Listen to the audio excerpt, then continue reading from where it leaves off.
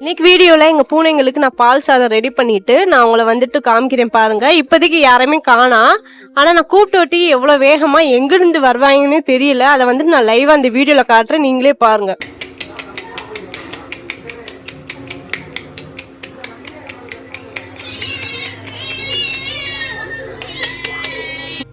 என்ன ஃப்ரெண்ட்ஸ், நீங்களும் கேட்டிங்களா, பார்த்தீங்களா எப்படி வந்துட்டு நான் சவுண்டு போட்டதுமே வந்துட்டு 4 பேருமே அசம்பிள் ஆகிட்டாங்க அப்படின்ட்டு.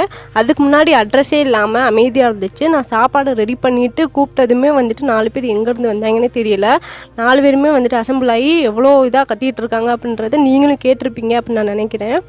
இப்போ நான் வீடியோவில் விட்ட சவுண்ட் தான் வந்துட்டு இவங்களோட சாப்பாடு ரெடி ஆகிடுச்சு வாங்க அப்படின்னு கூப்பிட்றதுக்கான லாங்குவேஜ். இந்த மாதிரி கூப்பிட்டாலே போதும், இவங்க வீட்டில் இல்லைனாலுமே எங்கே இருந்தாலுமே ஓடி வந்துடுவாங்க. அந்த அளவுக்கு நாங்கள் வந்துட்டு ட்ரெயின் பண்ணி வச்சுருக்கோம். இந்த 4 பூனையில் எந்த பூனைனாலுமே வந்துட்டு இந்த சவுண்டு கேட்டதும் வந்துடும். நீங்கள் வந்துட்டு உங்களோட கேட்ஸ் இந்த மாதிரி தான் வந்துட்டு ட்ரெயின் பண்ணி வச்சுருக்கீங்களா? உங்கள் கேட்ஸ் எப்படி இருக்கும் அப்படின்றத வந்துட்டு என் கூட ஷேர் பண்ணுங்கள். சாப்பாடு வச்சு 5 நிமிஷத்தில் கிண்ணம் காலி. நான் பால் நேரமாக வச்சுருப்பேன், ஆனால் இவங்க குழி போட்டு வச்சுருக்காங்க. இந்த மாதிரி தான் டெய்லி நடக்கும். நம்ம சாப்பாடு வச்சுட்டோன்னா சாப்பிட்டுட்டு சமத்தா போய் படுத்துருவாங்க. ஓகே ஃப்ரெண்ட்ஸ், நெக்ஸ்ட் வீடியோவில் பார்க்கலாம். பாய்.